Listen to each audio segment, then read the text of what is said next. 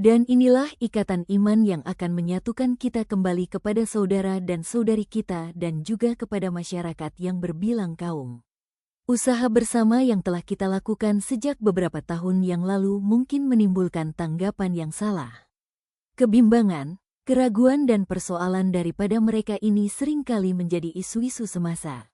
Jika situasi ini sering terjadi di dalam kehidupan kita, adalah baik kita belajar bagaimana untuk memasuki dialog yang tulus dengan mereka, dan membantu mereka memahami apa yang telah berlaku sebenarnya.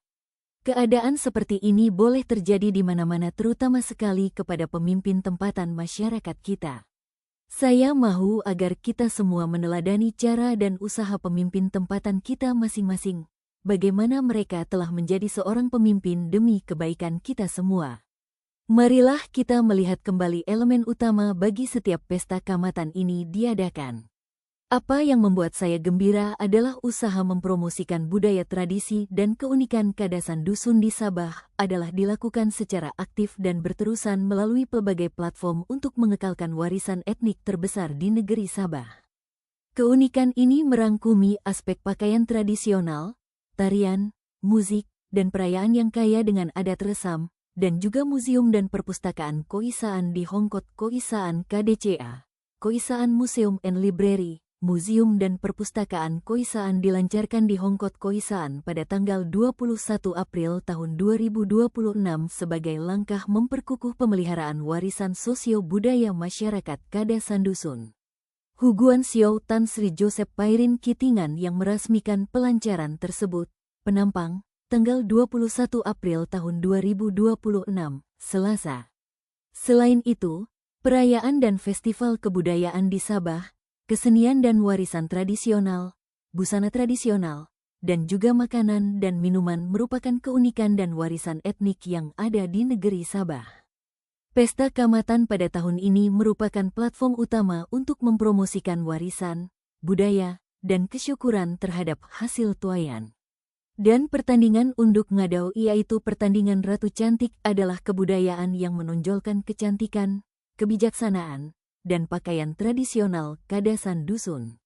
Saya percaya bahwa festival budaya ini juga telah menganjurkan pameran perkawinan tradisional dengan perincian sulaman manik yang unik. Pameran seperti ini sering diadakan untuk tatapan pengunjung tempatan dan antara bangsa. Setiap kali kita datang ke KDCA, kita akan dihiburkan dengan tarian tradisional seperti Sumazao yang seringkali dipersembahkan untuk kita semua dan diiringi oleh musik gong yang menarik. Setiap daerah rumah tradisi memiliki pakaian tradisional, terutamanya yang diperbuat daripada kain baldu hitam dengan hiasan manik dan perhiasan perak. Kita juga berpeluang untuk meminum penghasilan tapai, minuman tradisional, dan menjamu selera dengan makanan tradisi lain yang ada pada suasana pesta kamatan. Ciri khas ini dipromosikan sebagai sebahagian daripada adat menyambut tetamu. Untuk meneruskan usaha dan kerjasama kita ini, saya mengajak Anda semua untuk mendengarkan Tuhan bersama-sama, terutamanya pada tahun-tahun kebelakangan ini, apabila dunia kita telah mengalami perubahan sosial dan budaya yang pesat. Inilah yang saya melihat mengenai tanda-tanda zaman ini. Pembangunan teknologi dan kemakmuran ekonomi mungkin telah memberi manfaat kepada ramai orang. Namun lebih banyak lagi yang masih tersisih dan terabai. Marilah kita lihat kembali betapa susahnya ibu bapa menghantar anak-anak mereka ke sekolah dengan menggunakan kaedah seberang sungai.